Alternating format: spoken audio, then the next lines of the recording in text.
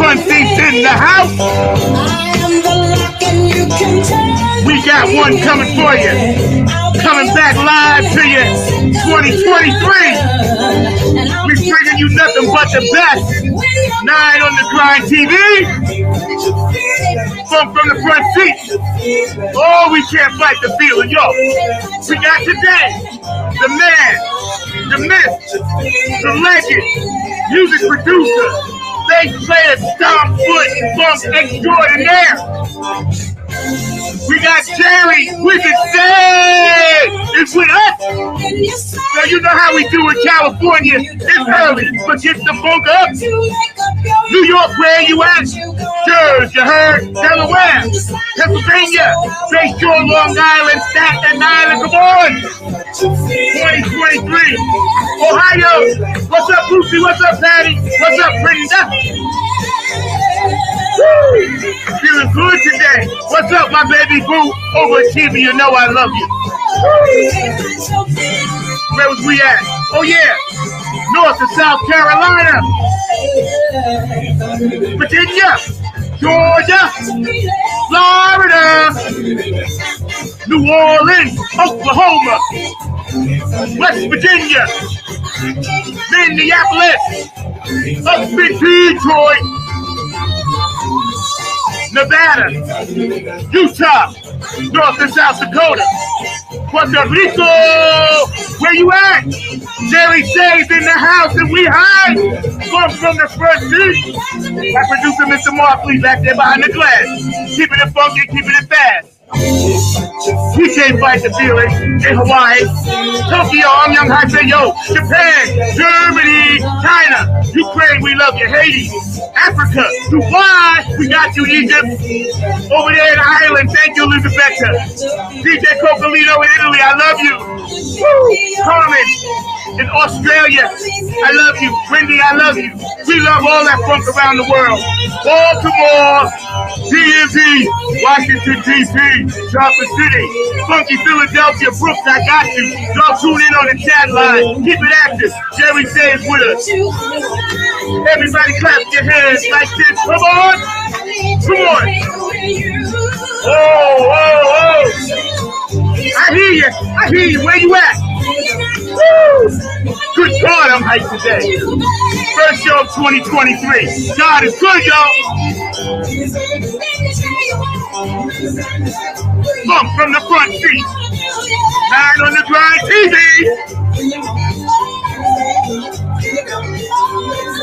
We're bringing you not the tree, but we're bringing you the root of the tree today.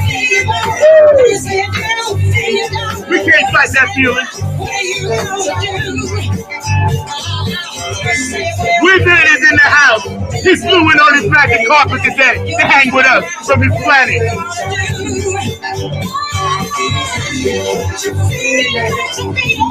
Feels so good. We love y'all out there. You know we about peace, love, and harmony.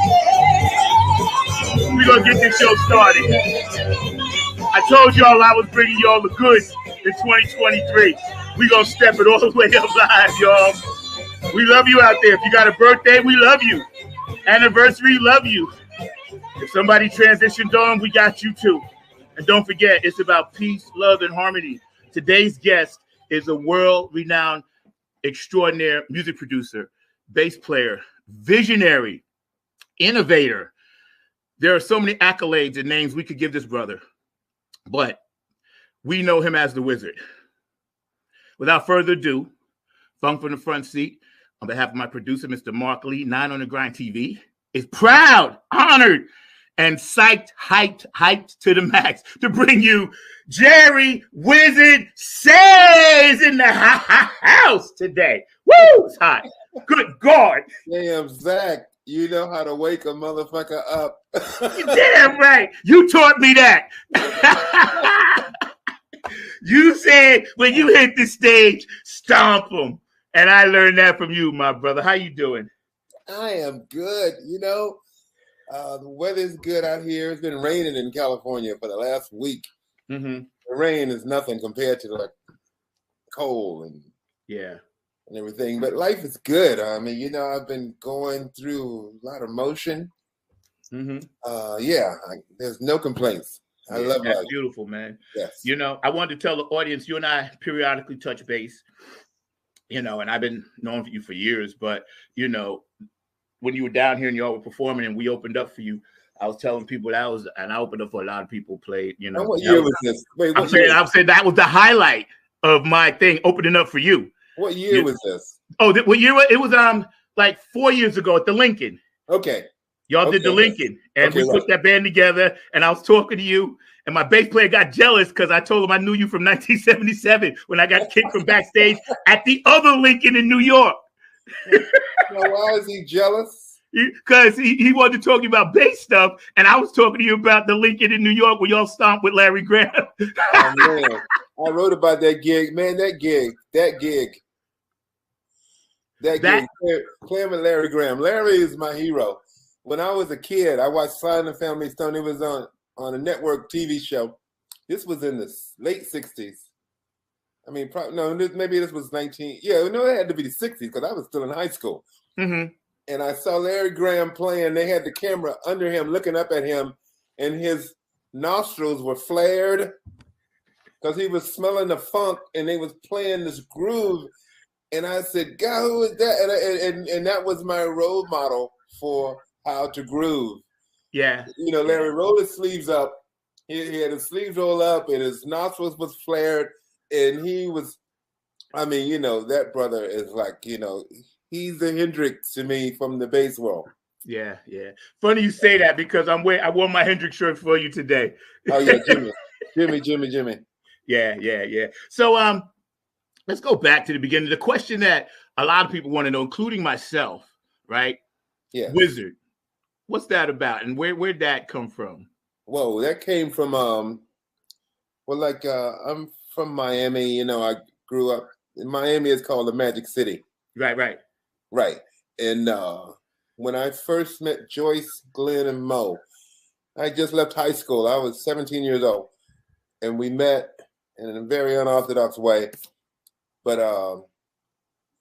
right around through the first 3 years of being together, we all started developing nicknames.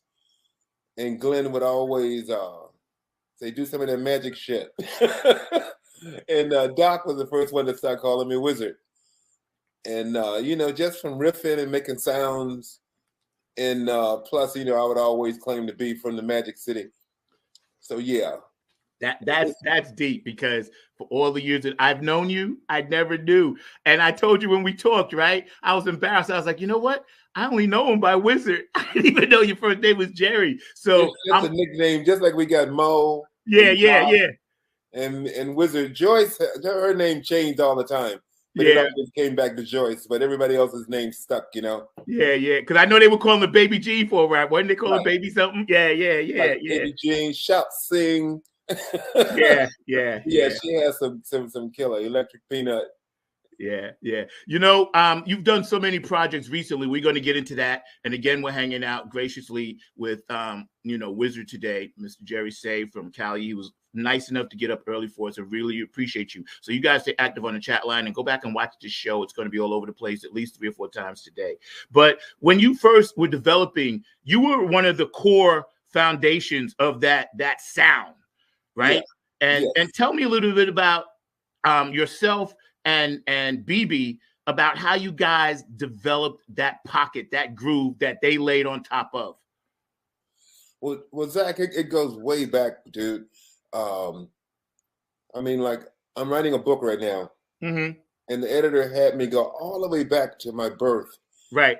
So I actually went back. I actually Googled the birth year before I came into the world to see what was going on the planet before I came. And then I went through, but my life has always been about the groove. My mother and my father are musicians. I'm from a large family. Everybody plays an instrument. The first time I was able to walk, I remember walking down the hall. I would strum the guitar with my finger and gliss over the piano keys, and I would thump the bass. You know, that was just all I knew. These instruments were laying around, and you know, that was, I thought every kid had that opportunity. Right. Now that I grew up, I say, no, that was a special household, dude. Yeah. So my older brother Frank was an amazing guitar player in Miami, And whenever he played, it was always groove first. My father, whenever he played, it was always groove. My mother, she was, gospel music. Mahalia Jackson, Rosetta Tharpe. But it was always about the feel and that thing that the music make you do. So that was my gauge about how to play. First of all, it had to make me feel a certain way. And like I played, man, MF went through so many drummers before we got to BB. By the time we got to BB, I think we were around 12 or 13 drummers deep. Wow. Yeah. So I had to adapt to each one of these brothers that came into the band. We came to each other, but it was always something that was required. I put the work in to get that foundation, because that was the foundation, at the floor, the bass and the drums. And it was all about giving Joyce and Glenn and Mo and Michael or whoever was in the band something to work on. So yeah, that was all I wanted to do, was make sure that floor was there and it was solid. Yeah. So yeah, groove is the key to life. Yeah. When I heard you perform, and I heard how loud you were, and I had worked my way to the front. When I was 17, I was standing in front of people. I didn't really give a shit, because I was like, oh, I'm going to see these motherfuckers. Because the word MF was freaking me out as a kid. I was like, are they allowed to say that? You know what I'm saying? I was like, I guess they are. But we wanted to call ourselves the motherfuckers. I could, yeah. But Joyce said, we're going to have a hard time trying to get some airplay with that name. Right. Because let me tell you, y'all were motherfuckers. You guys were so intensely, cleanly loud. I had never heard that before. And I was standing in the corner by you, looking. You popped your G string, and bruh, you played the whole set with the G string hanging off. I was like, this guy is a wizard. Never forget that, bruh. Well, Zach, as far as volume, in 1976, Mother's Finest played a Who tour. Mm-hmm. And it was with the original band, with Pete Townsend, Keith Moon, Johnny Whistle, and Roger Daltrey. You talking about Mother's Finest was a quiet band compared to the volume. When I saw the Who, the first show they played, for the first note they hit, it was so loud, but it was so pure and it was so regal. And they were bold with it and stuff. And that's how we learn a level of working the distortion. Yeah. Playing with AC/DC, and I'm sure all of these brothers have hearing problems now. I know Townsend. I read an article about him. He can't hear shit. Yeah. And drummer from AC/DC. I remember sitting down in his kit, Phil Rudd. Yeah. Hit his bass drum. It was like a sonic boom. And then you hit the snare, like a shotgun going through your head. And every night he's driving the band with that level of volume. And but we were young, and that was a joy. Yeah. I think and you guys were the first multicultural funk rock band in the history of the world. Now, that's what they say. Sly and the Family Stone influenced us greatly. Yeah, and Funkadelic, right? Not Funkadelic as much. We came out slightly right after Funkadelic. We were right on the coattail of Funkadelic. Okay, right. But Sly and the Family Stone, Hendrix, yes, and Sly and the Family Stone were the visible things for me growing up. It made me see that shit could work. And there was no. And plus, as a kid growing up in Miami, I played with multiracial bands all the time. A lot of Latinos, whites, blacks, and the people in South Florida, man, they all had a groove. Like, matter of fact, Jaco Pastorius. I met Jaco when I was 13 years old. He was 14. He was a year apart, and we used to go to the Fort Lauderdale scene and watch all the players. There was some amazing bass players in South Florida. We would go see John McIver, Napoleon. There was this one brother named Carlos Vega. He was a Cuban, but he used that muted sound that the guy from Tower of Power uses, Rocco. That really tight bass sound. But he was doing that like in 66, 67. I was watching these guys. So, we had amazing examples and amazing players, like internationally, from Trinidad, from Cuba, mainly from South America, coming over into Miami. So we were definitely multicultural as a society musically. Yeah. The music didn't have any problem with the racism and with coming together and being equal. But then when you got out into society, that was a whole other thing, of course. Yeah, yeah. The music role was always, if you got a groove and you can play, then let's do it. Yeah. You guys, obviously, I'm influenced by you, of course. Hi, Mian. Hi, Brenda. Thank y'all for tuning in. Stay active, yo. We got the wizard right here. Let me tell you. So, you know what I'm saying?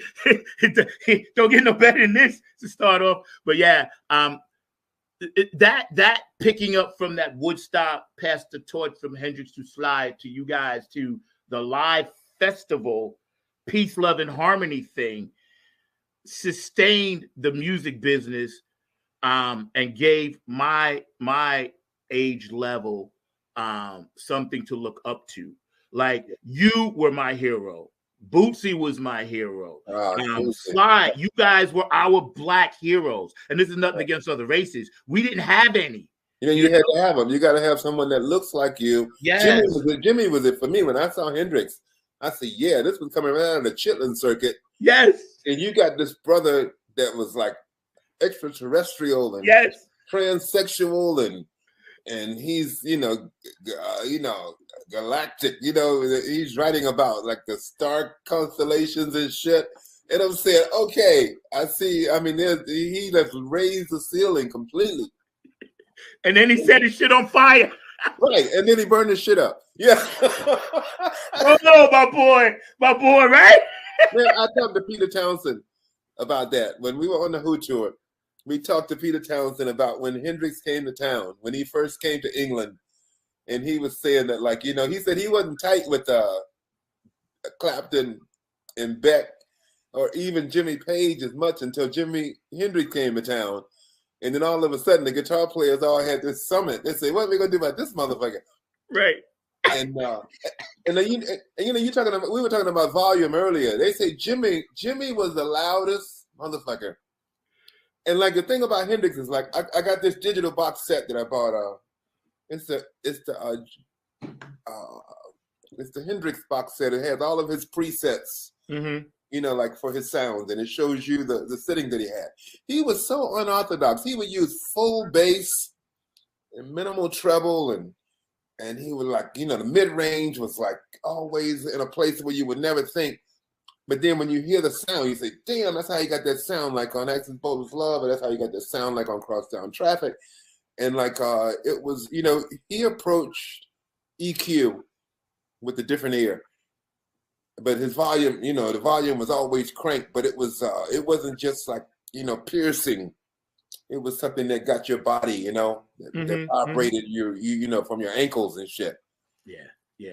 I know. I went to the Smithsonian this past summer, my first time there, to go see the Black History musical part. You're in there. I saw you. My boots. Those are my boots. I saw you, bro. The first thing I said when I came, I was like, where's that? You know what Norwood Fisher told me? He said, Wizard, the reason why they got your boots in there is because you've been kicking ass for so many years. Dude, you got ass prints all around the world, bro. I know, because I got one right here from years ago. So mine is still there. Trust me when I tell you. Yeah, man, when I saw that, first of all, it was nice to go up there. Yes. And, see that. I had never seen it, Mothership, this and that. And I saw you in there. And I said to myself, this brother here is one of the greatest ever. You're on my Mount Rushmore, man, and I'm grateful to have you as my big brother, my friend, mentor, and all of that, man. Bass player extraordinaire, Jerry Say Wizard is with us today on Funk from the Front Seat, not on the Grind TV. We're going to get into some of your new music, but I do want to hear about you had a Prince story for me before we get into your book. I want to hear about that Prince story. Yeah, like when in the 80s, I played with Stevie Nicks. I did her Wild Heart tour. And for that record, Stevie co-wrote a song with Prince. Her single was called Stand Back, and it was a song she co-wrote with Prince. And Prince would come and hang out with her, And when I first saw Prince, it was really peculiar the way I met him at the supermarket. And I thought he was a Prince imposter until he smiled. And I said, damn, that's fucking Prince. And then he dashed off and jumped into a limousine and was gone. But we were touring around, and he would always look at me with a side eye. But when we played the show in Minneapolis, he walked up to me and he said, "Dude, I just realized that you're in Mother's Finest." And he said, "MF is one of my favorite bands." He said, "When I was in high school, I used to have you in my playlist and shit when I would do my homework and shit." And I said, "Get out of here, dude." And now we talked, and it was basically him talking. And he was telling me about Purple Rain. Purple Rain had just finished. He said, "I got a new movie coming out." And he said, "You're going to love the music. You got to go see it." And you know, he was a huge MF fan. And then when he left, his bodyguard chick came over to me, and he said, "Man," he said, "I've never seen Prince talk so much." I just thought it was amazing that he was into MF.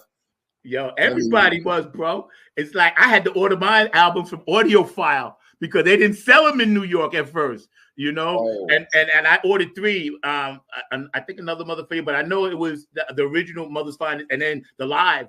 I had to have it. I was not satisfied listening to Mother's Finest at the studio level, even though it was beautiful. But I needed to hear that ass kicking shit that y'all did. And my father used to come in, man, and be like, "Yo, you're shaking the house," because I ran it through my MPEG.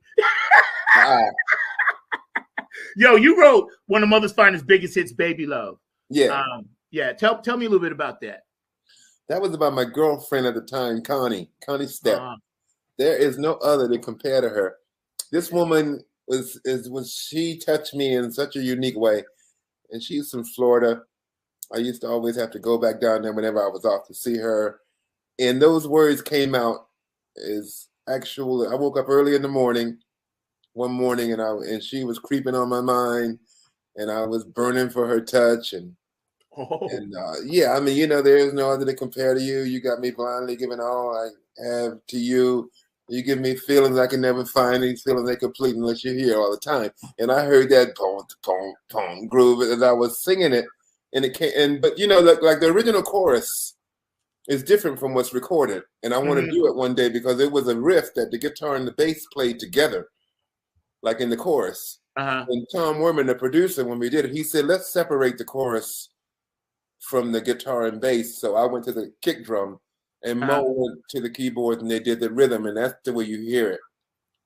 But the song is real, and it's about true love. You know, young. I was 24, 25, and this woman, I would have married her, but I was scared of marriage, and yeah. I know. Like I said, man, you guys, the foundation, because of course it's about that foundation. You know, and as much as I love Mother's Finest, they don't roll like that without you in there, you know. And it's like we wouldn't roll without Joyce. We can't roll without Mo. I mean, we rolled without Mo for a bit, but it was not the same. It wasn't right. But yeah, I know probably more about the band than anybody because I'm deep down into it. Yeah. And I'm on the floor for almost every idea. Yes. So I know how everything's conceived. I know the rhythms and how shit's assigned to make it all come together. And like, you know, it's a simple thing. You know, Mother's Finest wasn't, you know, there were so many unique bands. I mean, music is just a wonderful thing. The chemistry and the philosophy and the identity, those things were definitely locked in with MF. And once you have that in a sound, you have your unique sound. I mean, you know, everyone has a voice. Like just this past year, I worked with Kev Mo. I did the whole summer with Kev Mo. And it was such an experience. I went to another level working with Kev. Kev he knows his voice so well, and he trusts his voice. And it's just a unique thing. It's not fantastic, but it's fantastic that he knows it. And people love him for it. We played around the world. And Kev's got people coming up asking for this song and that song. And I mean, his catalog is so amazing. I couldn't learn enough music with him because every night I got to learn a new song because people want to hear this and people want to hear that. Kev's probably got 12, 15 albums out. Wow. But playing with Kev and also with Kev Mo, I played the quietest I played since I left Miami. Kev doesn't like loud music. He likes for the melodic structure of in the groove of the song to do the work. A lot of times they play acoustic and stuff. And that was a revelation to me, to where I'm saying, I want to get back to that in my writing, to where, you strip it down to the bones. It's not about the volume. It's about the idea, and it's about the performance, the timbre of the voice. And so that's a wonderful thing. I think when you mention some of your newer projects, right? Yeah. We're going to get your banner up and get how people can contact you and follow you. Mr. Lee, are you back to working on that banner for me, please, sir? He popped out. All right, he's gone. My producer pops in and out sometime. But we're gonna, have you posted on my Facebook page and everything else, so we can actually follow you, and and people can kind of know. But in I think it was 2011. You were inducted, Mother's Finest, the group was inducted into the Georgia Music Hall of Fame. Oh, yeah, that was beautiful. Yes. Alongside of greats like James and Ray. I got to tell you about that induction. Yeah, but go ahead. No. You tell me about the induction. That's why I brought it up. We good. Okay. Well, one of the coolest things is Samuel L. Jackson was backstage. Wow. He had to induct Leon Redbone into the cinematography section of the Georgia Music Hall of Fame. And Samuel L. Jackson saw us. He walked up and he said, "How come y'all ain't playing Give You All the Love no more?" And then I'm looking at him and I said, "How you know that song?"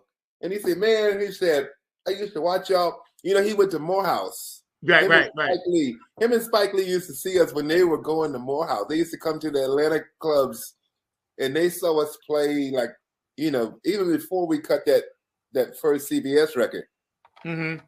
But he was a fan, and I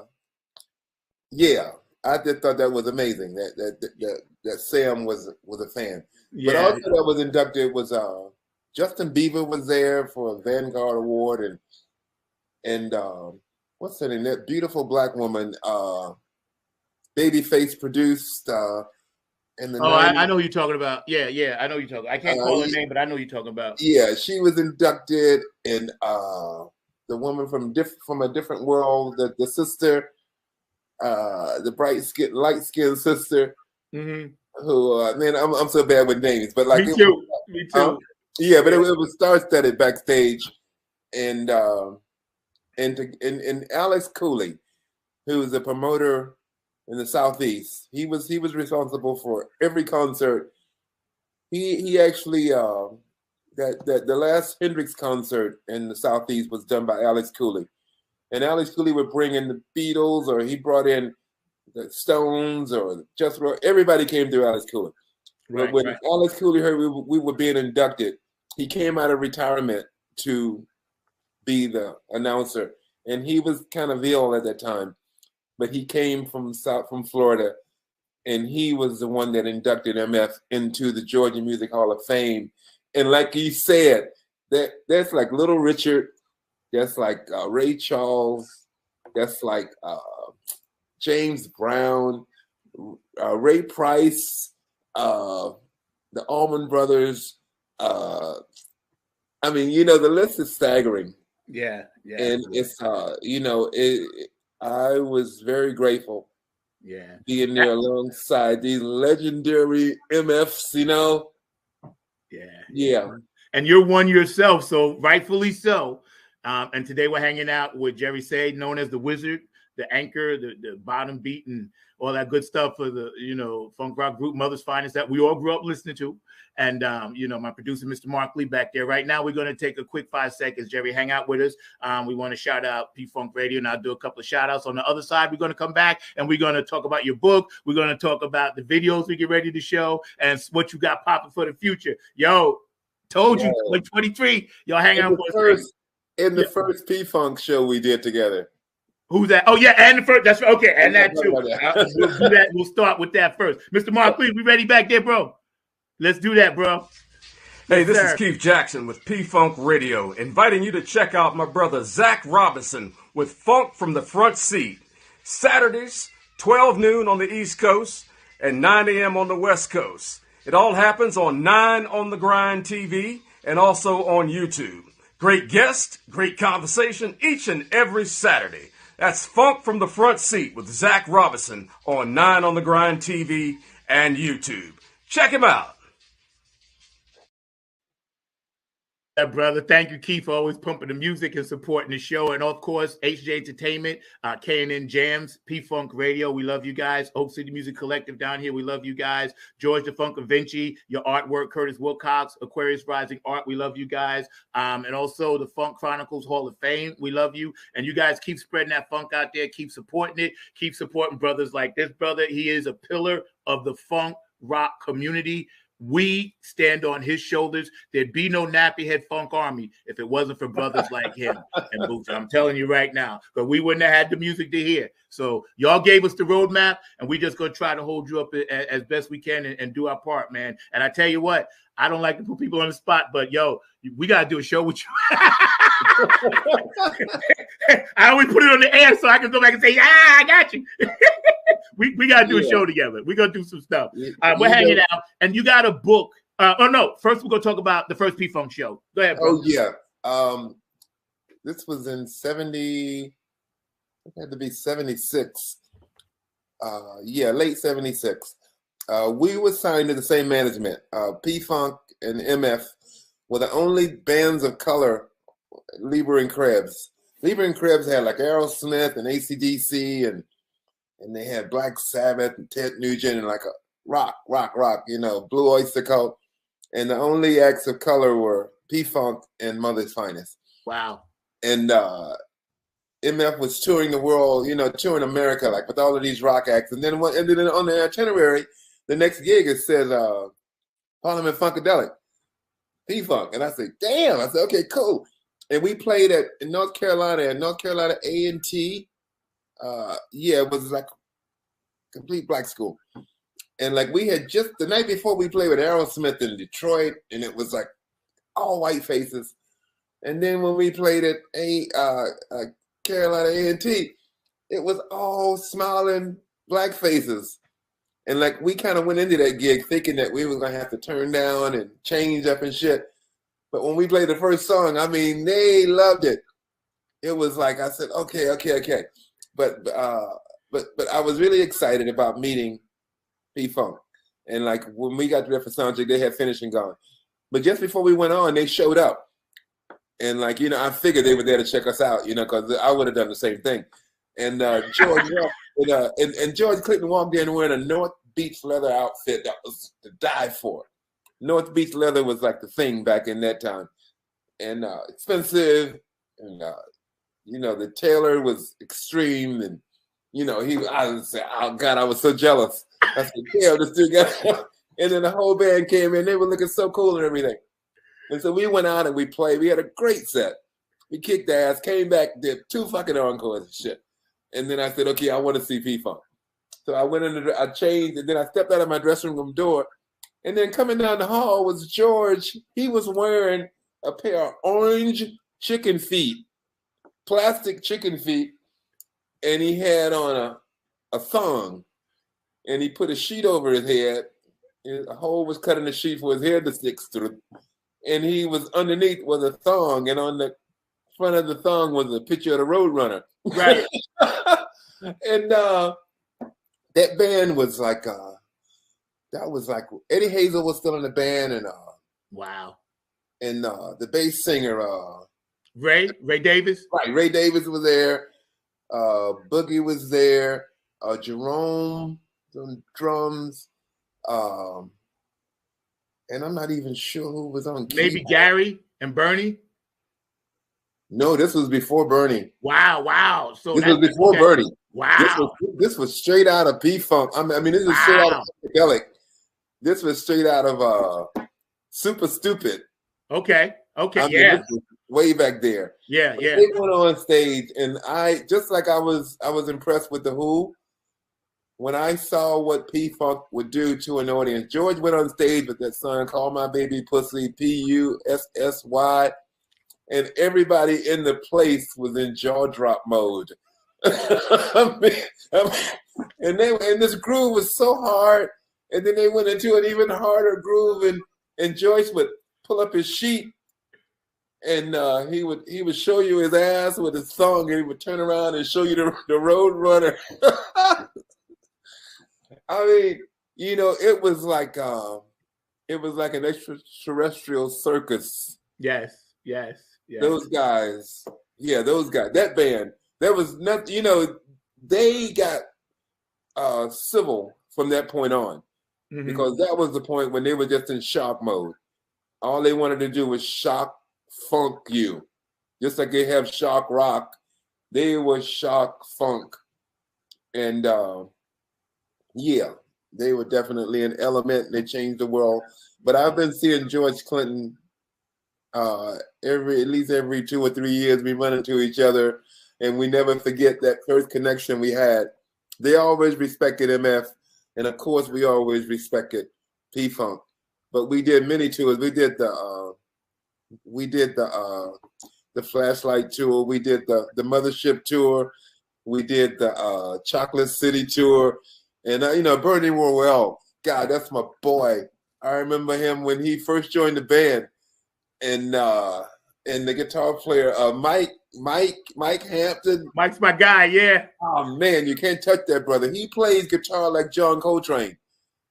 He hears the guitar so uniquely. Yeah. But P-Funk, George Clinton, his super strength is surrounding himself with the baddest motherfuckers on the planet. Yeah. He's kind of like a Miles Davis, you know, like these guys come through his band, and they like on a level that you know, up to the very top of the food chain. Yeah, we just played with Mike at the Bethesda at the Funketeers Ball. I was fortunate. I was literally on the stage singing Knee Deep, and he's playing behind me with Tony Cameron and the Funk All Stars. And then I didn't leave the stage when he did Maggot Brain. I literally sat there on the drum riser. I wasn't leaving. Me and Tony was looking at each other. We were like, we whispered to each other. We looked like, can you fucking believe we're here watching Mike Hampton play Maggot Brain? And we're right next to him. It was like, boom, you know. Mike is my guy. I call him, text him all the time. Red Hot Mama, Scorpio. I love that brother. He's my guy, man. He's my guy. Yeah, so tell us a little bit about this book you got coming out. That, you know, not really to tip it, but just what inspired you at this point in your career to go ahead and start writing this amazing journey that you share? Well, I've been writing this book now, actually writing for like 6 years. Yeah, I remember you told me. Yeah, I was and before that, I would write an excerpt, something just for my whatever, and I would put it aside. Like once I got my first laptop, and I would write, and I would just throw stuff aside. And then I got to the point where I say, you know, I got all of these pieces and stuff, and I need to put this shit together. And also at the same time, I was working with a blues guy named Guitar Shorty. I actually produced two albums on Guitar Shorty, and I love that brother. He just passed away. Guitar Shorty. Jimi Hendrix used to go AWOL to see Guitar Shorty play. Wow. And Shorty married Hendrix's cousin, so there was a connection with those guys. But Hendrix's vibrato is Guitar Shorty. Really? Yeah. Wow. There's an album called We the People. That was the first album that I did with Guitar Shorty, and we actually won the Blues Contemporary Album of the Year in 2010, I think it was. But you can hear Shorty, and you hear the ghost of Jimmy in there. Shorty was probably about 7 or 8 years older than Jimmy would be right now. And it was a blessing to spend time with him. And we did 2 records, and it was the biggest time I've ever had.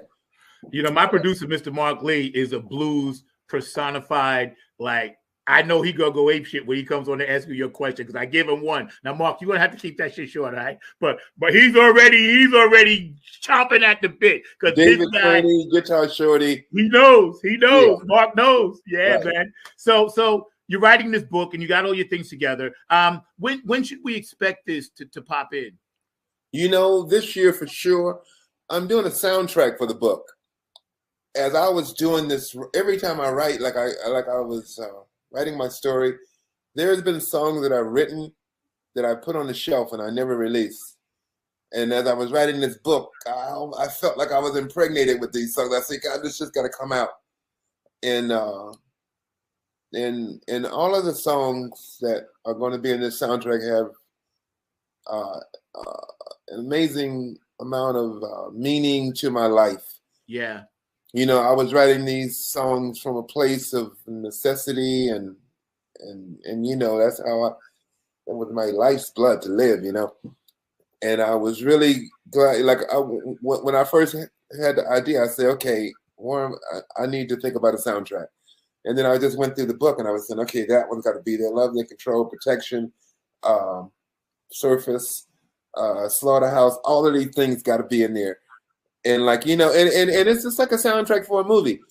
Like when you would think about what would be accompanying a scene, there's certain parts of the writing to where it's so dramatic, and that song comes right in there, you know. But you know, like when I first started writing the book, I was gonna start at 17 when I came out of high school and I started my career. But the editor said, no, let's go back to the beginning. Right. And going back to the beginning was amazing. Like when I researched my birth year, it was the most UFO sightings in the history of this country. Yes. That was what year was that? What year was it? 1952. Okay.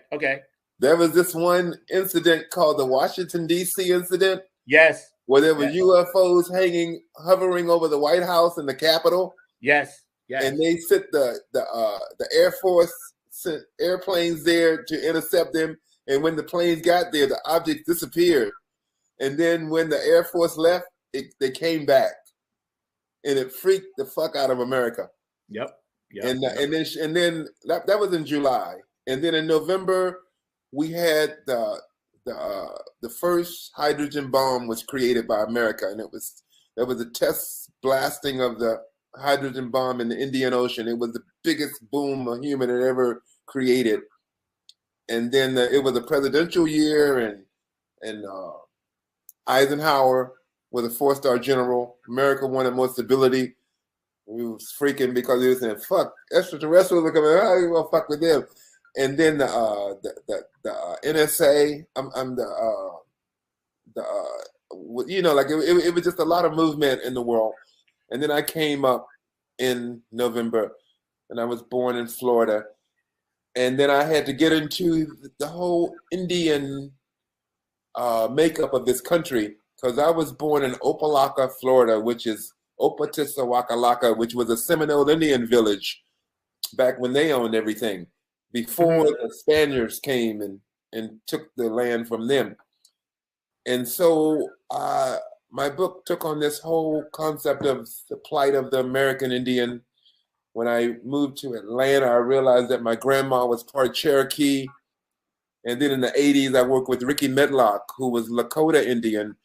And we played like in North and South Dakota and Wyoming. Ricky would take me to an Indian reservation, and it broke my heart into small little pieces when I saw how these people lived, and they owned this country. And it was all taken away.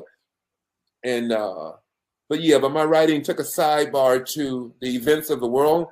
Like I went through Kennedy assassination and into the Martin Luther King assassination, until the second Kennedy assassination.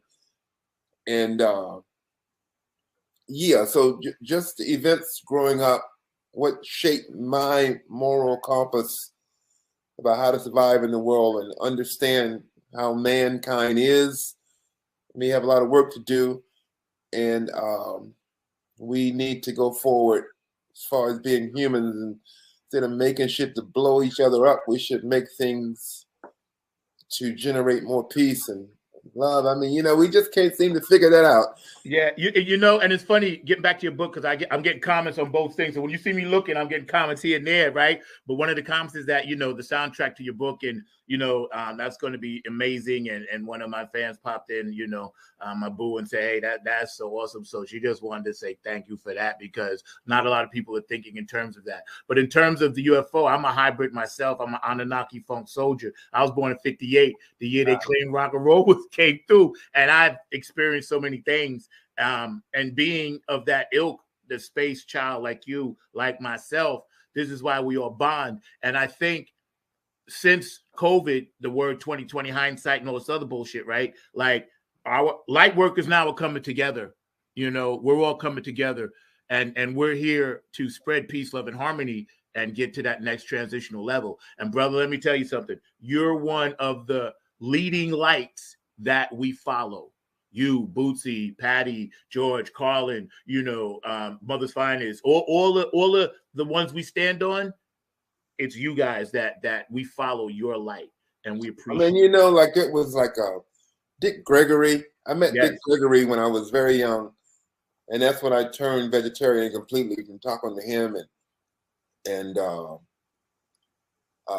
definitely like all the love bands, the '60s. You know, coming up through the '60s, the kids were screaming about the Vietnam War, and all those songs that were written were about love and peace and coming together and seeing the real true value of human life instead of just going and killing somebody that you don't even know. Amen. How else could you do that? With your conscience was just too large to accept that.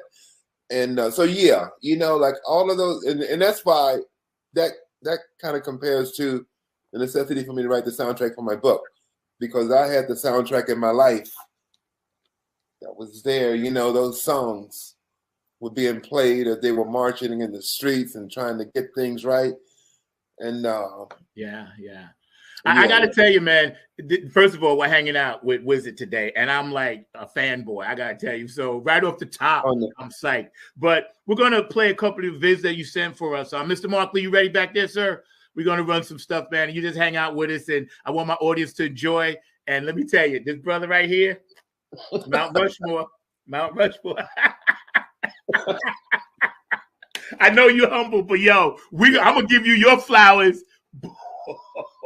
I graciously accept.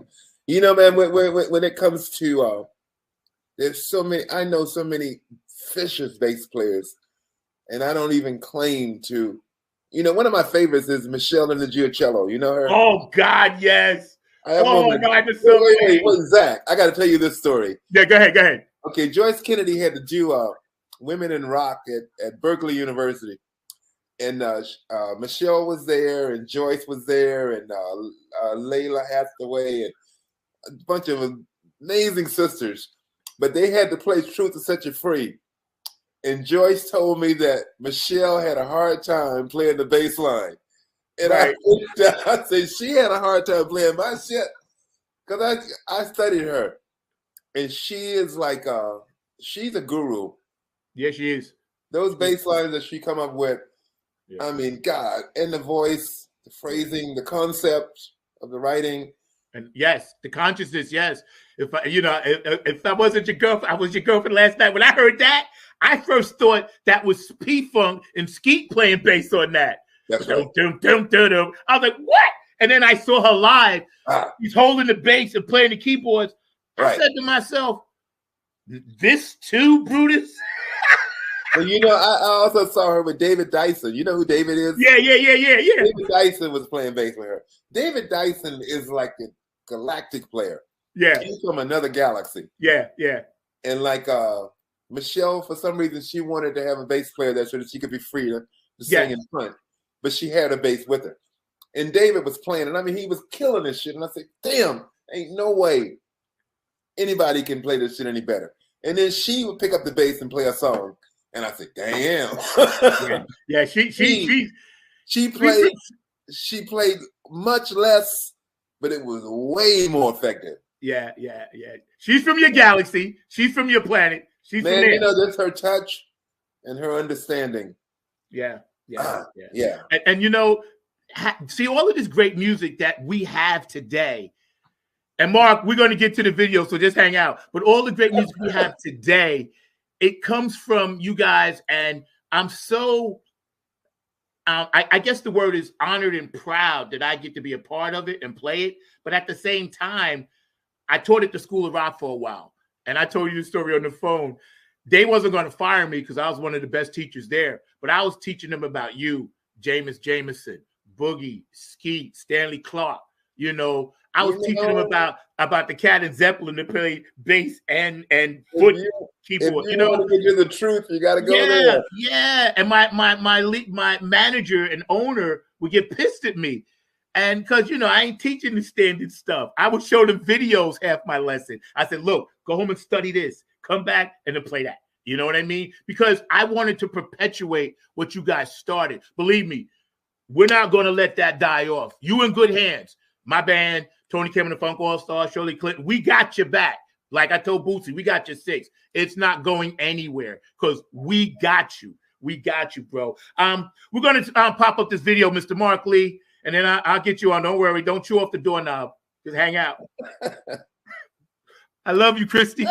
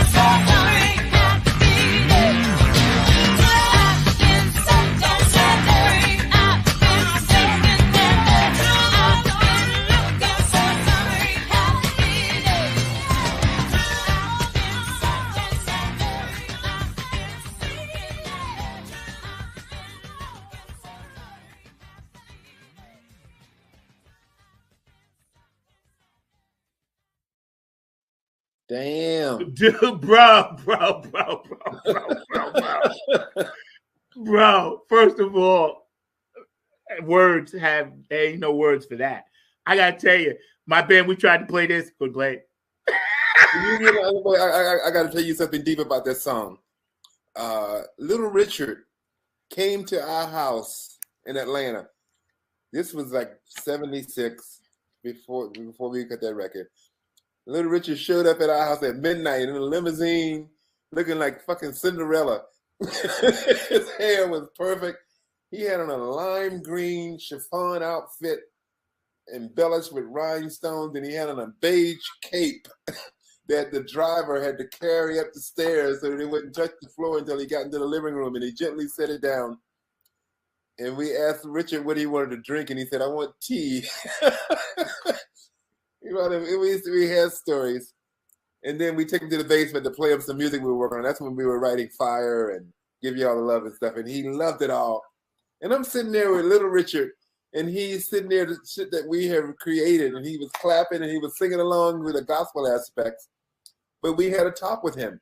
And he said, yeah, he said, you got to be yourself. He said, the truth will set you free. He said, and so that song came from a conversation with him about his days when he was going from the church into rock and roll and then back and forth. Teetering. He said, because he said, I heard God calling me and I went back to the church and I went back and I preached. And then he said, I heard the devil calling me and I had to go back on stage and do my thing. Yeah. That's priceless. You heard God and the devil. Was in our house, dude, and nothing had ever confirmed that my path was correct. Then that time I was sitting out here talking to Richard Penniman, and he's telling us stories about James Brown when James Brown was pulling his coattail about how to sing, and yeah, that's see. These stories on Funk from the Front Seat that y'all are hearing down on the Grind TV, you're only going to hear this here. So, right. You ain't hearing this nowhere else in the world. And we appreciate you guys tuning in. Stay active. We're going to run the show again at 6. We're going to run it at 12 for our people overseas that watch us. We appreciate you guys. Thank you for supporting the show. Please, please, please keep doing that because we bring in the real. The truth will set you free. Mr. Mark Lee, we got another video, and then I'm going to bring you on, bro. We got one more for you? We got one more? Okay, just hang tough. Yes, just run that. And then Mark's going to come on because he's going to ask you about the gentleman you was talking about, Guitar Shorty. If I don't let Mark come on and ask this question, he will never speak to me again. David Kearney is my boy. I would love to talk about him. Yes. Okay, we got you. Yeah. The Wizard, y'all. Come on. Like now. Funk from the Front.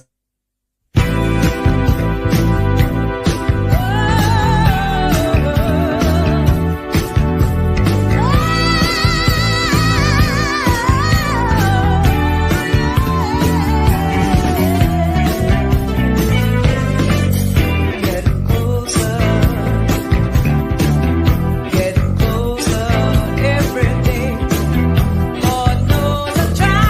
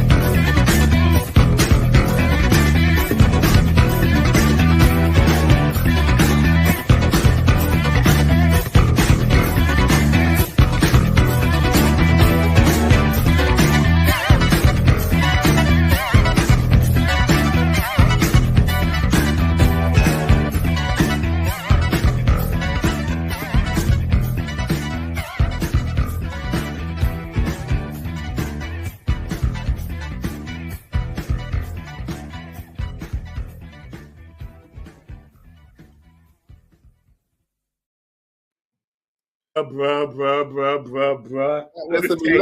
That was some electric Nigerian.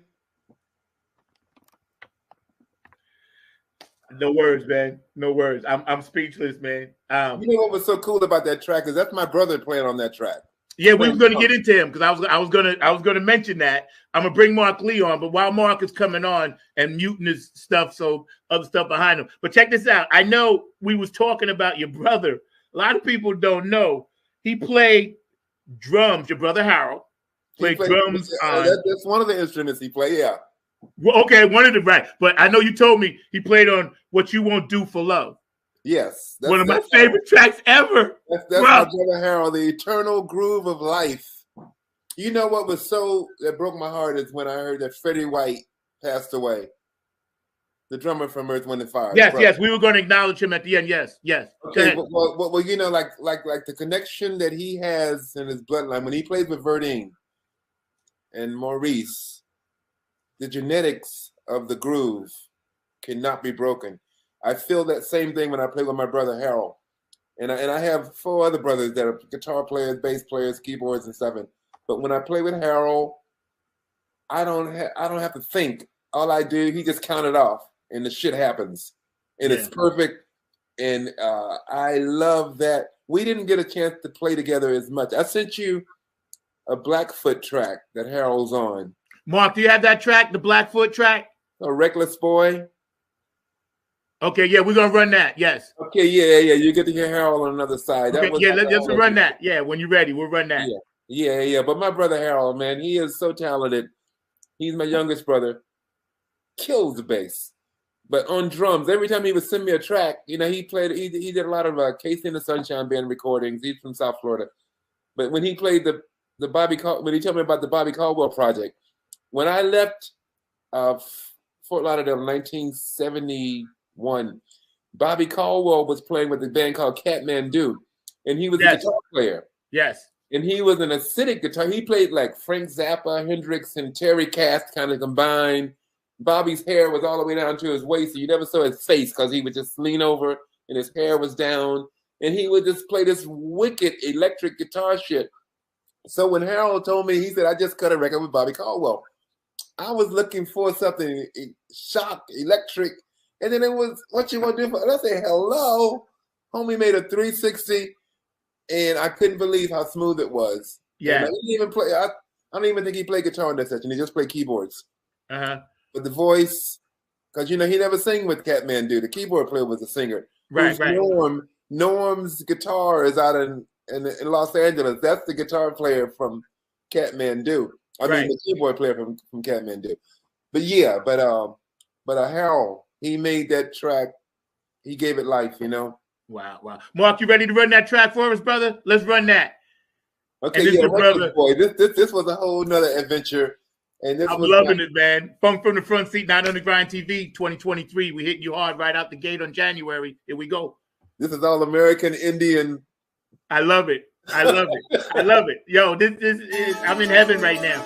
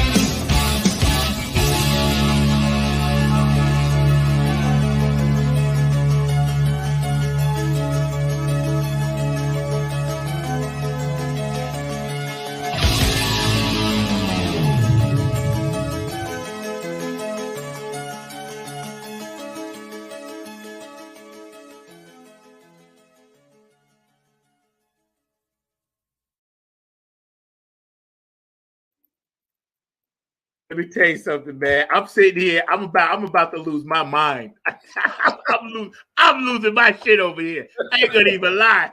First of all, I'm picturing myself, right? I'm texting with my audience. I'm looking at you.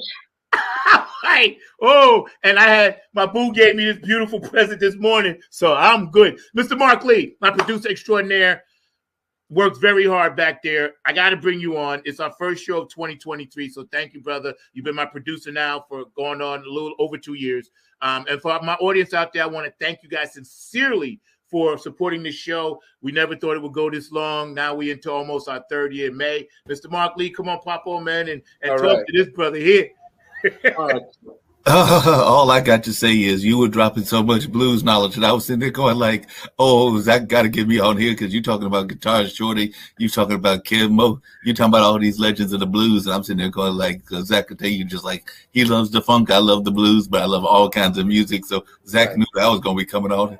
As soon as you dropped all them names, I was going like, this man probably played with Buddy Guy and B.B. King and all those other folks as well. But I got mad respect for Kev Mo and for Guitar Shorty and a number of those other names that you dropped, even Bobby Caldwell and a number of others. So you were dropping some serious knowledge, and I know that we've had the pleasure of having some of those artists play at the Hayti Heritage Center, which is actually where I'm working at right now, as well as the Bull Durham Blues Festival, which until recently, because of the whole pandemic and everything, has been out of pocket, but we're hoping it'll come back in 2023 or very soon, because it used to be a big time event outside and all in those lines. But definitely just glad to be here among such a true legend of music. And I just got to say music in general and all in that space. So one of the questions I've got to ask you, Wizard, because it's something that I brought up several times on the show as just in general, is if you could talk a little bit about the lineage and the importance of blues music, both to funk as well as to jazz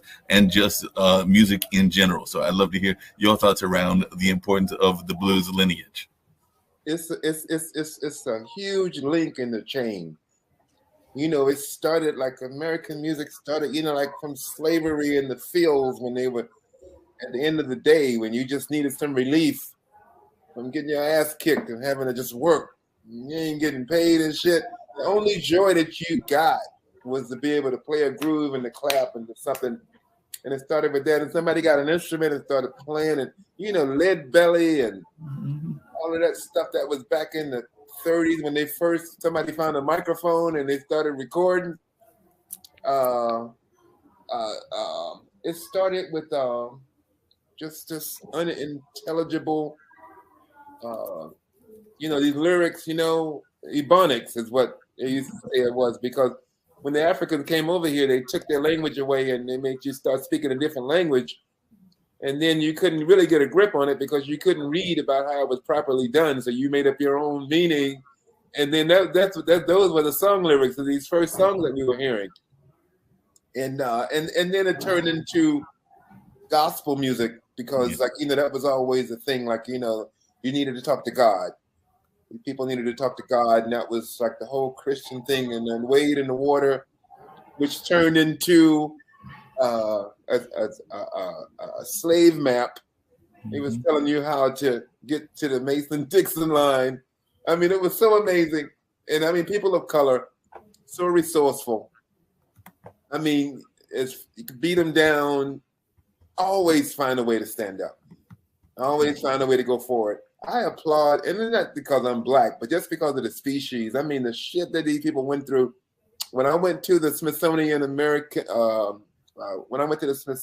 African American Museum, not just the music, but when you go down to the bottom floor at the beginning of the slave trade, and you take those steps all the way up to 2016, and you see the progress. And it was the way with music. First, it was started with like just a rhythm, so people could just move their bodies and stuff. And then it got into talking to God with gospel. And then it got a little devilish and turned into the blues, relationships and stuff. And then that got a little bit more intelligent.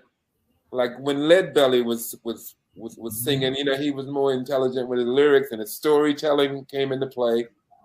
And then that turned into, you know, the John Lee Hooker. It was my favorite, John Lee Hooker. I've seen him live so many times. There's nothing like John Lee Hooker. And Zach, Michelle Nnajiaocello has got to be a descendant of John Lee Hooker. Yes. She has the same spirit when she performs about time stands still. Yes. And you are so in the moment. Yes. But anyway, that was the whole blues frontier. And then that turned into you know what was really amazing to me is how early jazz, like the Kind of Blue album by Miles Davis was cut in 1959. I thought that was like in the late 60s, but that was like in the 50s.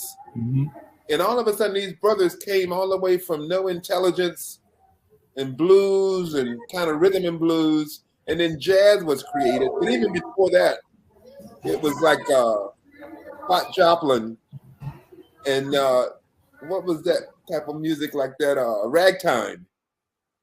And that was like classical music, like the chordals they were using, the chord selection they were using and stuff. And so, yeah, blues led into jazz, and jazz led into rock, because rhythm and blues and jazz was pretty much side by side. And then rock came into being. And then from rock, you know, you got your, and then funk came from hard rhythm and blues. And yeah, you know, it all just moves forward. But blues is the foundation. Yeah, no doubt about that. Hey, Zach, just really quickly, do you think that we can ever get a Chitlin Circuit back again with it? Because I know that was something that was very important to our success and things of that nature, was that whole notion of a Chitlin Circuit where small clubs and small venues would be the places that our music got going. And that was even in the funk realm and in the blues realm. But I was just wondering, do you think that we can ever get that Chitlin Circuit back in the 21st century? Well, the Chitlin Circuit, the Chitlin Circuit was developed out of necessity. It was a place for Black performers to perform without having to deal with Jim Crow and getting lynched and shit, you know? That was the place you could go and play, like up the Eastern Seaboard and in the Midwest. And everybody, like Chuck Berry, Ray Charles, Hendrix, Little Richard, everybody did the Chitlin Circuit because those were the only gigs Black performers could perform.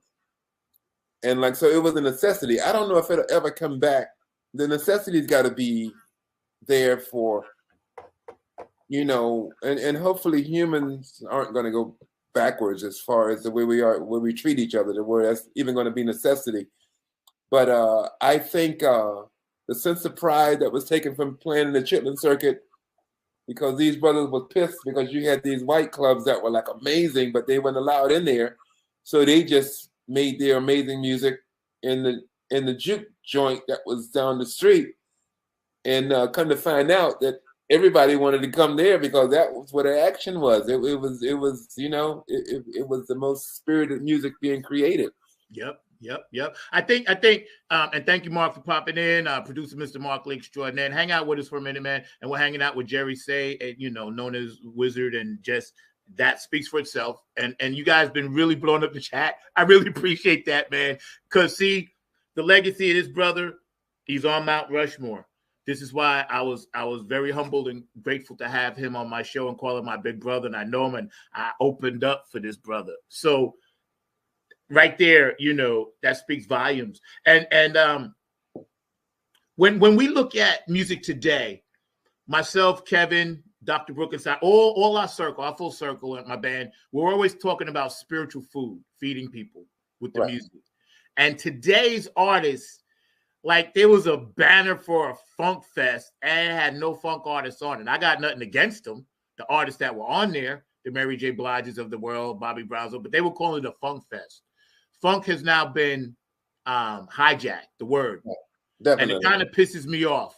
Yeah, it pisses me. It does. I'm gonna be honest with you. I'm a lover of all music. I listen to everything, classical, everything. But promoters have taken this and twisted it.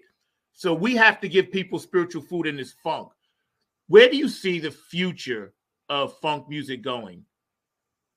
Well, my children, my son, Laven Kali, Laven is up for 3 Grammys this February. He worked on the Beyonce record. Okay. he co-produced one song and co-wrote it with her, and then he co-wrote 2 other songs, and they're all up for Grammys. And Lavin's solo music. Lavin was in the crib when Lavin was 6 months old. He would watch me program music, and he would sit there like in the crib, you know, and just watch me.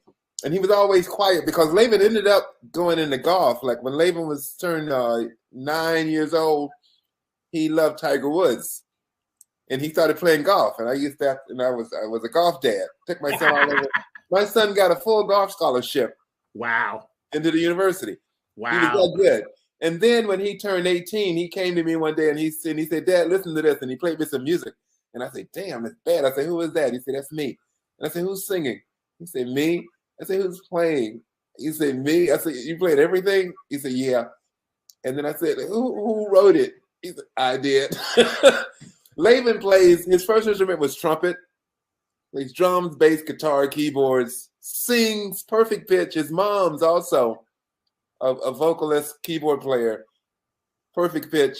Both, and my daughter is coming up behind him. She's 19. She's at Brown University.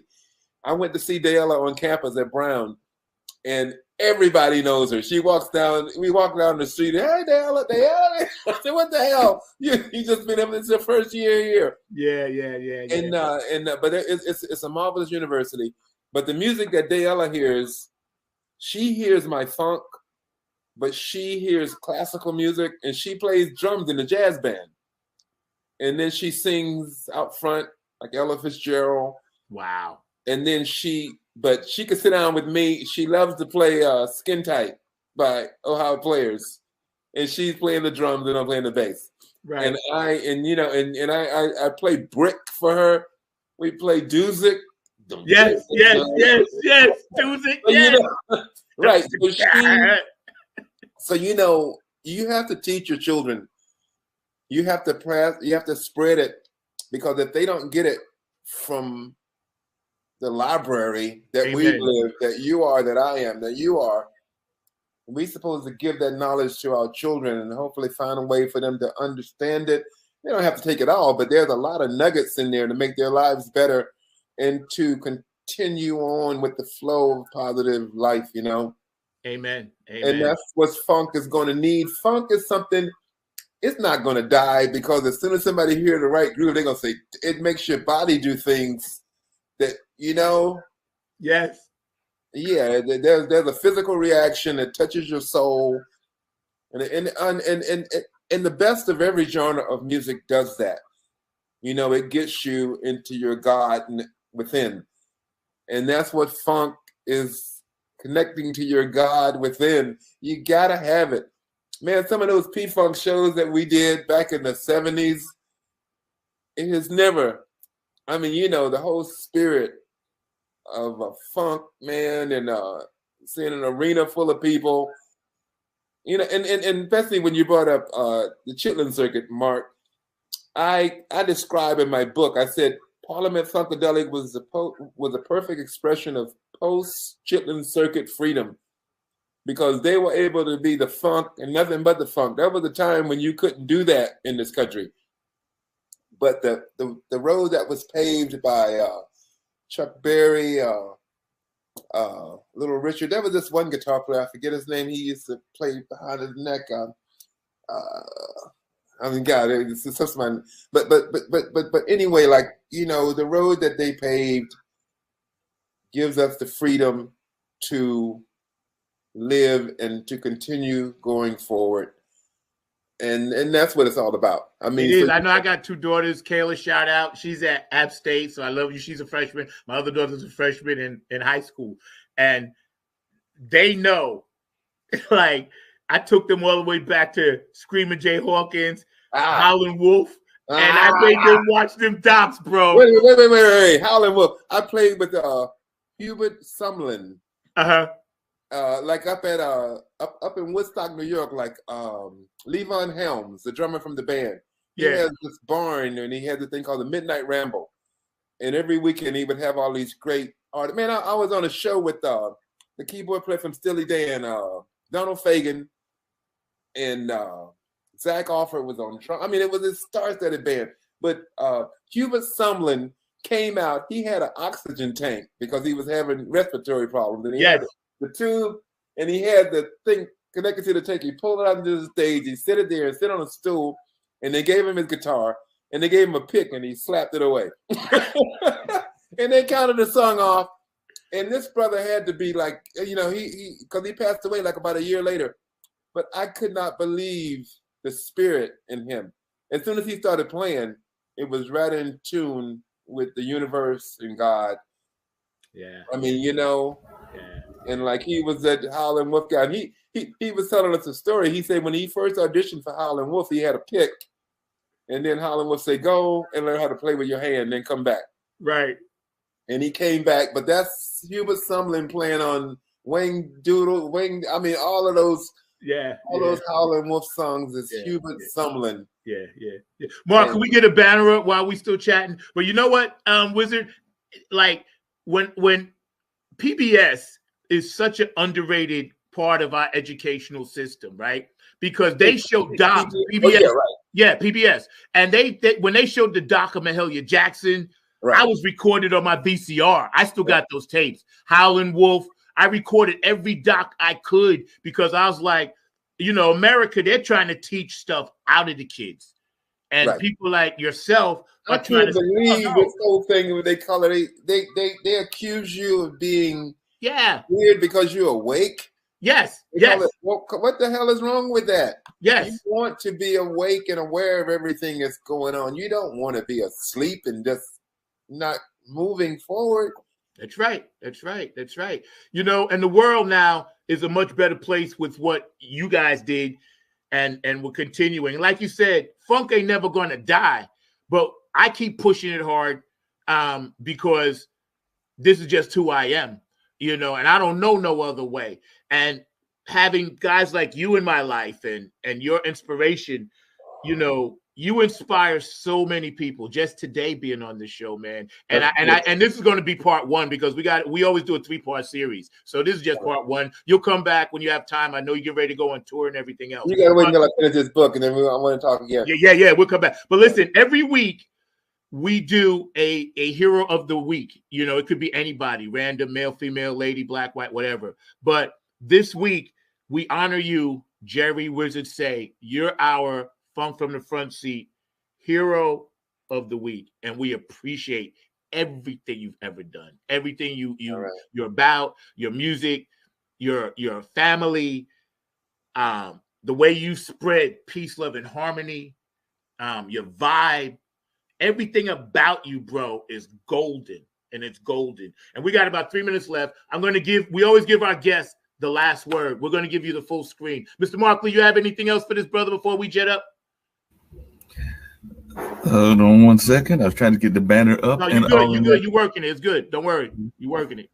Now, I was definitely working that banner, trying to get that banner up and running for Mother's Finest and all in that space. But definitely it's been an honor hearing the Wizard speak and all of that. And he was dropping some knowledge. And I agree with what he was saying about the education system, both you and Zach bringing that up, because I've been trying to figure out why we're complaining about people being woke, because we all want to be awake and everything during the course of the day. So that makes absolutely no sense to me whatsoever that they are making woke a bad thing in that sense and everything. So I guess one of the quick questions I've got to ask you is, I know Zach's very big on education and music education.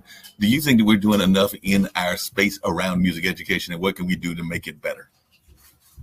And we got one more song till we go run, so don't go nowhere. You know, that's a loaded question, Mark. We have to do the best we can. Be creative like what you guys are doing right now. You can reach people, you know, groups of people, and make sure you give them vital information. I mean, you know, things that'll pull them in because, you know, times change, and I love to go with the times. I know it always leads, because like with me writing my book, I see what I've done in my 6 decades on this planet, and it's always constant movement, and that's the way it's going to be from now on. So we have to be creative about how we make sure that the young people know not to be bamboozled and to listen to that thing inside of them, and to have patience, creating something beautiful that can last for a lifetime, and not just jump on something in the passing buck. And don't be afraid of being unique and different. You don't have to be like the next guy, you know. Just learn how to perfect you. And confidence and courage and all of that kind of stuff is what need to be instilled, especially in Black kids, because we've been beat down for so long. You just want to have a fair shot being able to present this God-given talent that's within. Amen. Mark, we got one more video to run. We ain't going to go just yet. Wizard, you can hang out like 5 more minutes? You got 5 more minutes for us? Yeah, I'm cool. Okay, we're going to run, then we're going to let you go. I know it's Cali time. You were gracious enough to get up early, and believe me, bro, I got up early, went to sleep late, but it's all good. It's all good, man. You changed the world today, once again. And so I thank you. Mark, run that video for us, man, and we're going to hang out, and then we're going to give Mr. Say the last word on the big screen, then we're going to crank up the car, get in the front seat, and get the funk out. Yo, bro, believe it or not, I started this in my car, a 5-minute thing during COVID. And then people hit me up. I called my producer, Kevin, in Philly. I said, Kev, I got an idea for a show. And he said, yeah, man, let's work it. And I told him the title. He said, yeah, man. He said, that's going to work. He said, you got something there. From the front seat. I'm glad I'm up here. Yo, right. Mark, go ahead and hit that, bro.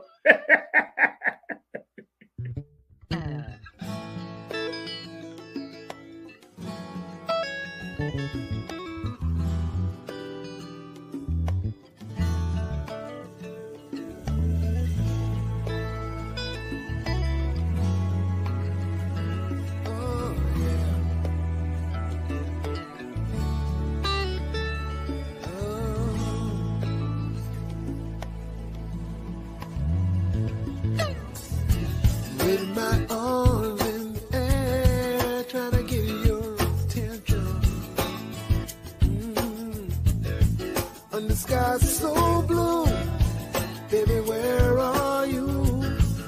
You need to be right here, you need to be together. Have you cut the silver cord, baby? The silver cord, and simply float away.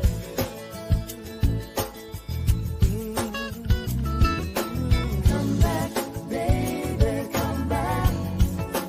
Come back, baby.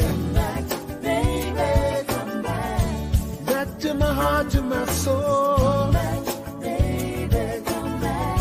I need you right here with me, baby. Baby, come back. Baby, my arms in the air, still trying to get your attention. Did you forget you mentioned that we'd hang out today? But you're so far away. What's getting you down, baby? What's keeping you around? Oh, yeah. All I can say is come back, baby, come back. Come back, baby. Come back, baby, come back. Back to my heart, to my soul. You right here with me, baby. It's plain to see you're very distant, about 1,000,000 miles away. I can hear it in the silence of the words you never say. Come on, baby.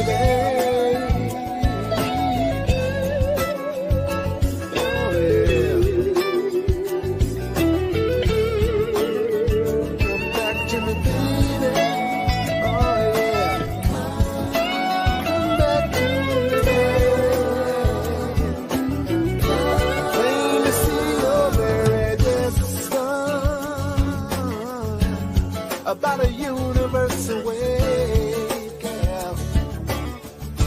Can you feel my rapid heartbeat, baby? Hoping you're not gonna stay.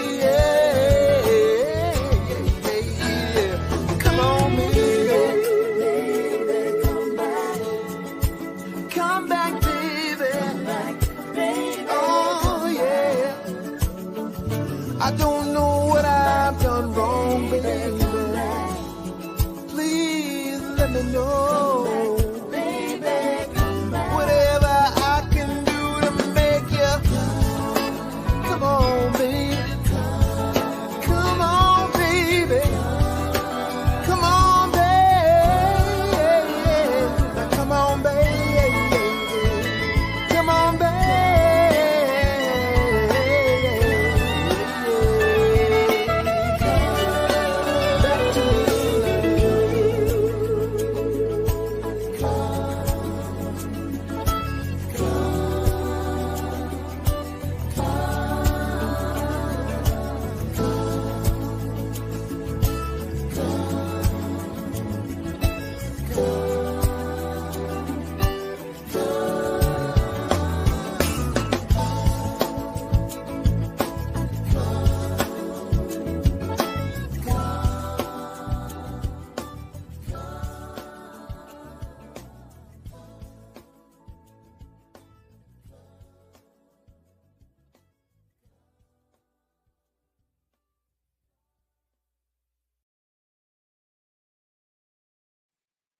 I can't hear you. Absolutely amazingly beautiful. Absolutely. Yeah, Absolutely. that's how me singing everything, and that song has meaning. That was relationship issues, and yeah, you know, music. I love writing a song when there's a meaning to it. And I've written, you know, like one thing about Mother's Finest I want to say is I was blessed to work with a male and a female singer. Joyce Kennedy is like the baddest bitch ever born. She sings, I mean, her voice is amazing. And then Glenn Murdoch, he's a character singer. He's like, you know, he's about society and cultural differences and everything. So it was so much fun growing up, being able to write a song and give it to Joyce and to give it to Glenn. And then as years went by, my son asked me one day, he said, "Dad, did you ever sing Leave at Mother's Finest?" And I said, no. Because I had two killer singers. And then I did that solo record the song you just heard. And then Laven heard a whole album of me singing so he could hear my voice. And he said, cool. He said, you need to do more of that. I said, okay. And, but yeah. Yeah. You know what, man? It's like magical and wizardry and your spirit from the universe and the tribe that you are part of, that I'm blessed to be a part of. It doesn't get any better than this. And I got to tell you, man, you're my hero forever and ever and ever, man. You're right here from my heart, my brother. Let me tell you, it's just after I'll call you in a couple of weeks and we'll chat about some other stuff. Wait a minute, what's that on their hat? Huh? Your hat, the logo on your hat. Oh, this is from Afterglow 92416. And it's actually a tribute to Boogie Munson. It's Benevolent Funk, which is Donna Sneed, and Donna, Donna Boogie's widow, and Otis Hawk down in Atlanta, Georgia. They market Boogie's products, and it's a foundation to help keep funk alive. But the foundation is in the name of the late great Boogie Monsoon, one of Harlem Funkadelics, bass players that laid down a lot of shit. So when I have them on the show, I always ask people to send me swag, right? And they sent me this hat. Yo, when Donna sent me a hat and 2 shirts, bro, I freaked the funk out. I was like, Boogie! The spirit. Because when I'm sitting here writing and this and that, I feel Prince. They come to me, Gary Scheider, Boogie Munson, and I always write my music from 12 o'clock to like 4 in the morning. That's my time. Gary Scheider. When I first met Gary, I think we were the same age. And we were kindred spirits. I mean, we were from the same tribe. Except I would never wear that fucking diaper on stage. I couldn't pull it off. But Gary Scheider, this was in the early 2000s. I went skiing in Nevada. And we went down to the casino and it said, tonight, P-Funk. It was at one of was performing. So I got inside and I made my way all the way to the front of the stage. And Gary was still alive. And they were killing. And I mean, they were killing. And Gary saw me And for some reason, that's when I realized George Clinton is fucking blind. He was looking at me, and Gary came and he said, "Say, George, that's Wizard." And George looked at me and he said, and he was like about 3 feet from me, and he couldn't figure out, he couldn't get my image. You know, he couldn't fucking see. Yeah. But like Gary was saying, that's Wizard. And that was the last time I saw Gary Scheider. And they were amazing. P-Funk was like, you know, the spirit of P-Funk. When they start playing, aura surrounds the room. And, you know, all the great bands have the same thing. Like when they perform, there's no competition with this. It's just their moment. You have to sit your ass down and deal with, you're in their world.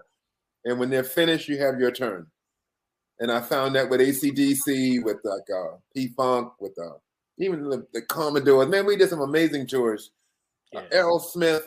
Yeah, you know, all of the bands that come from necessity, that aren't formulated bands. No, these bands came together because they heard a sound and they loved each other and they were attracted to the chemistry of each personality, and it made this thing. Yes, Aerosmith would never be the same without Joe Perry. Yes, that ingredient is so necessary. And the same thing like with the Stones or like with the Who or whatever, and the Beatles, for God's sake, all of these fucking great bands. The unique chemistry makes a sound, and you're fortunate to be a part of one if you can in a lifetime, you know? Yeah. I tell you, I talked to Linda yesterday. I talked to Gary Scheider's widow, Linda Scheider. She's a regular on our show, and we get into music, we get into politics, but Linda's dope. She's my funk sister. Please just talked to her yesterday. Give her a shout out for me. I will. I'll tell her. I just talked to her yesterday. You know, Linda and I talk, and we talk or text at least twice a week.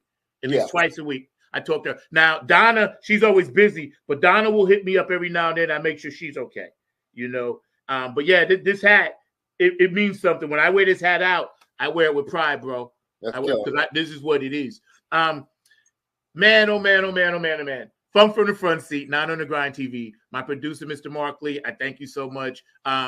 Jerry Wizard said, we're going to give you the full screen and say whatever you like. And, you know, then we're going to bring you back on and we're going to crank it back up and get out of here, man. All right.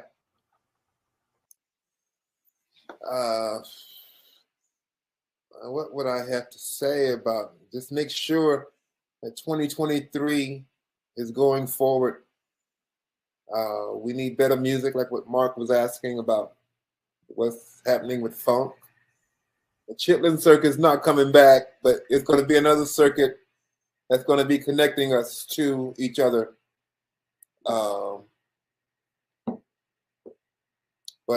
Yeah, I have a lot of music inside of me that I'm still creating. I'm being freed up after this pandemic, which was an amazing event in our lives. Yes, love. That's it, Zach. I think we've said it all. Bro, I think we said it all. I think we've done it all. We're going to crank up the car. We're going to get out of here on this one because I know this there who I love dearly. And when you mentioned it, that was the first thing I thought about. So,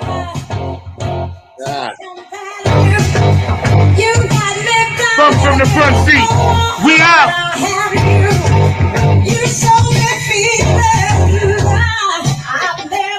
The Wizard was with us today, y'all.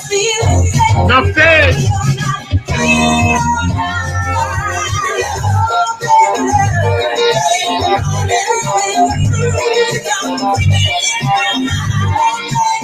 California, wake up. Thank you very much. New York. Hawaii. Samoa. Cuba, the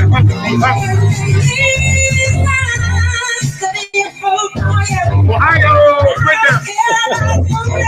Mama Sandy. Beyond. Philadelphia, Brooks. Yeah, what up? Marine.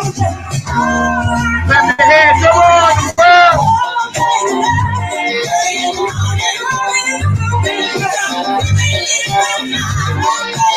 I love you, Christy. My boo.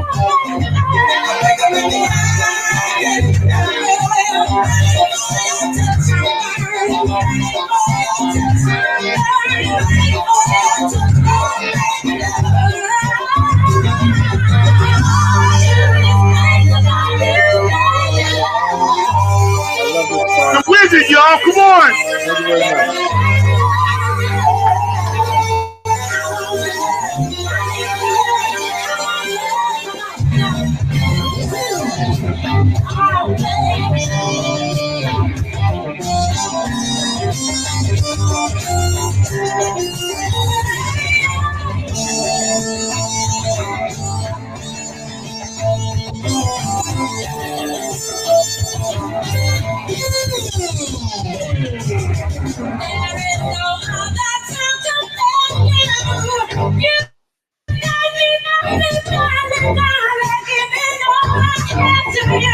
New York, around the world.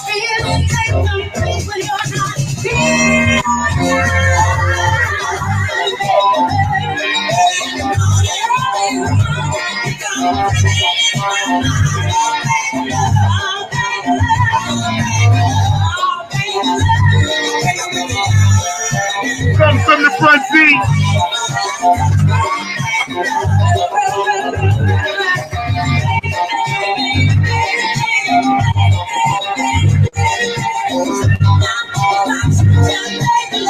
Woo! Hang on, y'all.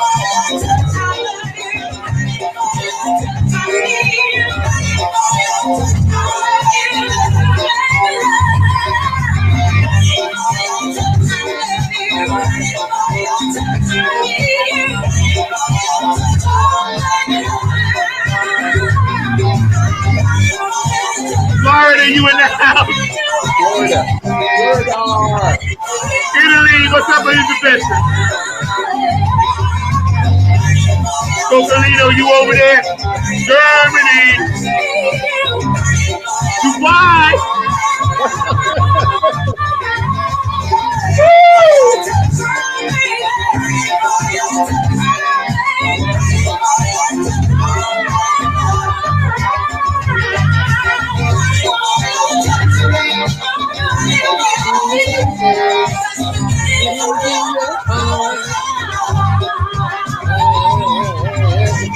Come from the front seat, 9 on the Grind TV, every Saturday, 12 o'clock, 9 a.m. West Coast time, y'all. Oh my God. Man, it's all about the funk, bro. You brought it hard. The show is fire. We get ready to get out of here. I love you with all my heart. I'll be in touch in a couple of weeks, bro. Thank you from the bottom of our heart here, Funk from the Front Seat. All the fans watching, all the people around the world that will watch this later tonight. Man, we love you. You're an institution. You're a hero to us. We honor you. We respect you. We praise what you've done and what you're going to do. We follow in your light. Please keep lighting the way so we can follow Mount Rushmore. Jerry Say, Wizard Extraordinaire. We out, y'all. Mark, take us home. Peace.